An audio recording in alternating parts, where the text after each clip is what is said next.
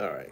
So first and foremost, it's been a while since YouTube's let me on live. So I used to teach my gemstone and crystal course during 2018 and parts of 2019 on here, but then they would always either miraculously fuck with the feed or delete the video after it was over with. So this is dual purpose. If I am going to start back teaching that gemstone course, then I need to have several outlets. So this being one of the easier ones to use for students, and also just to see if there's a chance of getting back on here, so I can finally phase off of Facebook and Instagram and those other um,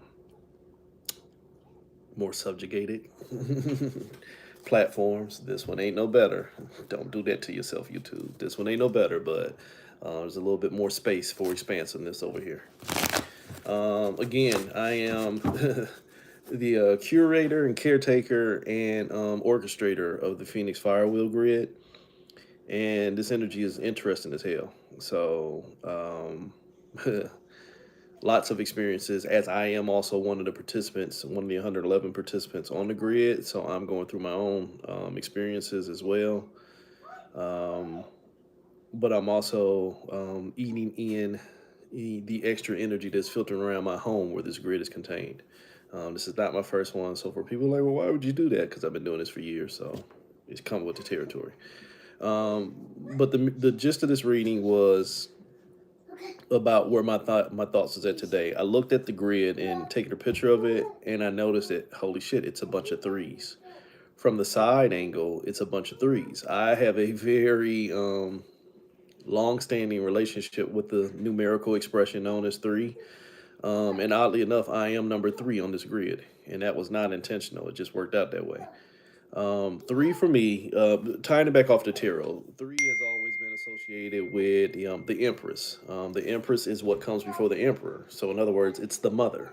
If the Emperor is associated with, say, God, the ruler, then the Empress is what created the rules. Or what? Let's just do that. The Empress is what created what could be ruled over. So in my own personal cards, the Higher Perspective Oracle, the 37, the Creatrix, that is the birthing point from everything. On the lower end expression, three, the Divine Empress, is the manifestation point for everything. Also, in my intimate level works, occult or whatever the hell you want to call them, I just call them metaphysical. I don't really deal with occult stuff like that on that level anymore because I don't label it like that. Um, my metaphysical level work, three has always presented itself as the thought. It is the thought that is going to basically substantiate what gets created. But it is a very expansive energy because if you don't understand where the thoughts come from, you fall prey to where the thoughts can take you. And so that's where you hear me tell you all the time. If you're gonna ever step into source level thinking, you have to come in as the thinker because as long as you stay of the thought or the participant in the thought, aka the experiencer, you're open to experimentation because you're open to programming, you're open to basically any kind of level of taint. Whatever understands where the thought is coming from can tell you what to think. And that plays out in all levels of existence. You can lie to yourself all day long, but from the mundane family level, relationship level, government level, societal level, planetary level, galactic level, universal level, multiversal level, it plays out on all levels. Something is telling you what to think. And then if you don't have enough wherewithal to disengage from that thought, you're going to follow it. Even when it comes out to you find credence and credibility in what you're thinking, sometimes what you're finding credence and credibility in thinking has been placed there to ensure that you don't get out. Eat that one slowly. So and until you can understand the originality of a thought and start to dismantle that thing, you're really just blowing smoke up your own ass and everybody else's. That's all of us. That is why you'll hear me say perspectives. The only thing in this universe is perspectives. There is no truth. There is no lie. There is only the perspective and what you find value in.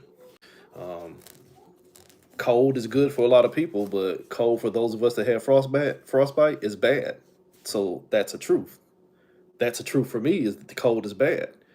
But somebody who needs the cold, who's trying to freeze their food, That's a lie. Hell no, I need the code. So too much rambling. Let's get to the point. Again, in tapping into that energy, first and foremost, the word, well, not first and foremost, one of the words that I got shown today was circumpass. Circumpass means to encircle everything, to span around everything. You're bigger than everything that's going on within you. Why? Because it's going on within you, which again is a denotation of displacement.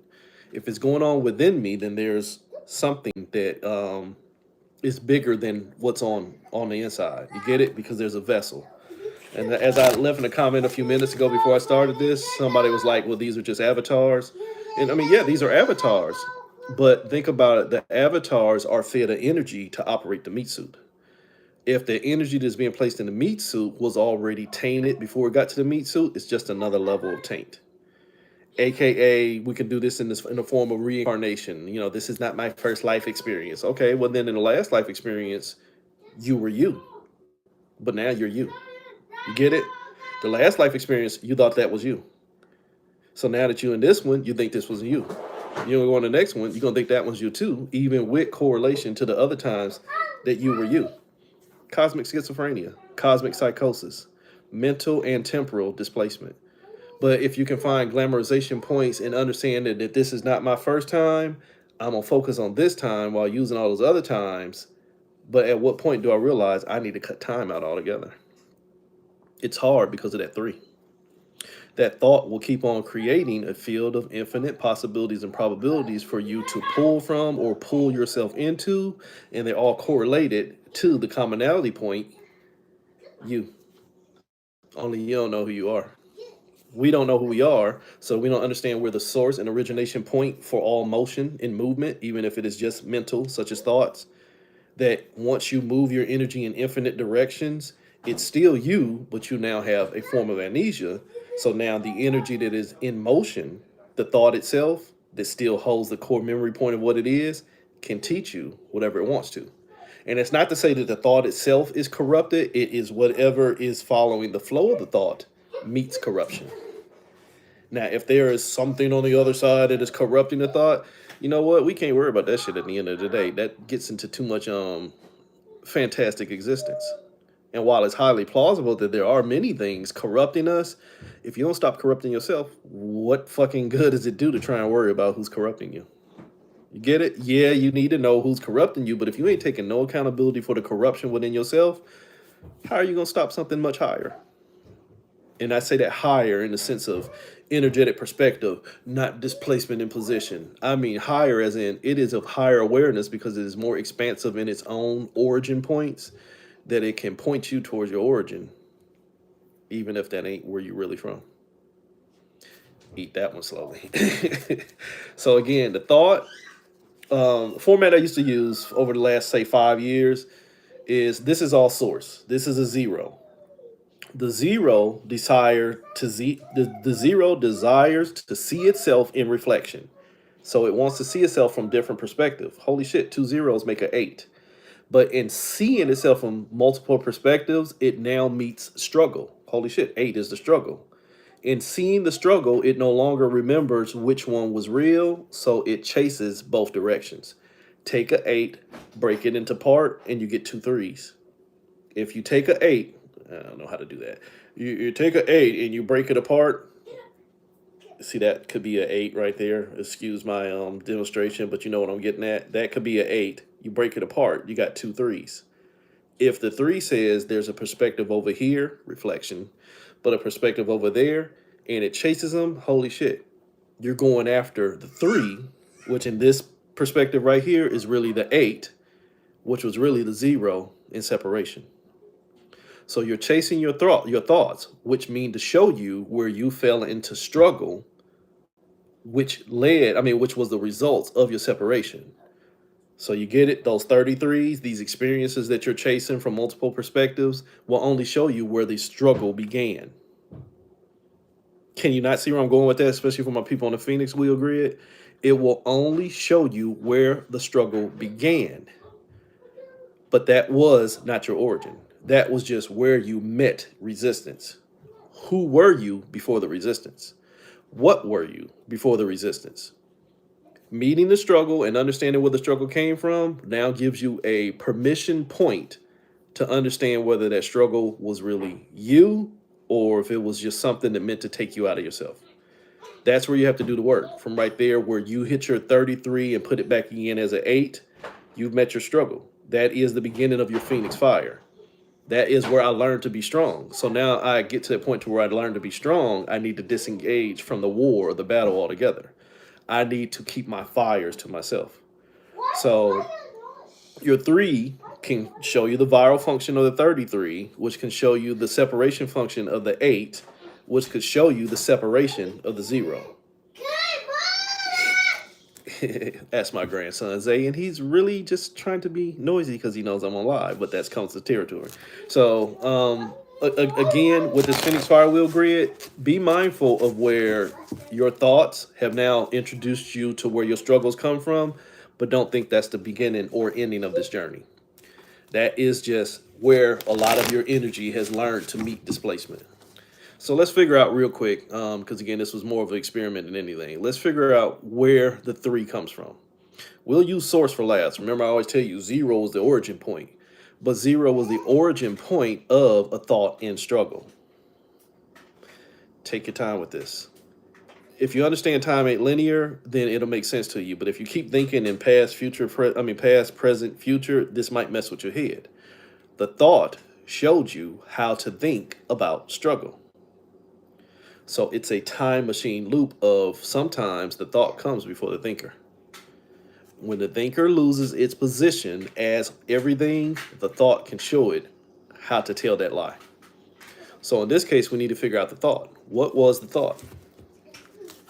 And this is, again, with me, you'll always hear me say resonance only. Resonance or ignorance, because if you can't start picking apart why something doesn't make sense to you, it might be because you keep making sense of the shit that won't never allow you to be still or free. So what is the thought?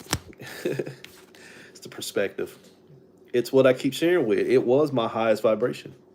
My thoughts, me and my highest vibration, or the thoughts that take me towards my highest vibration, are what we use as determination for who we are.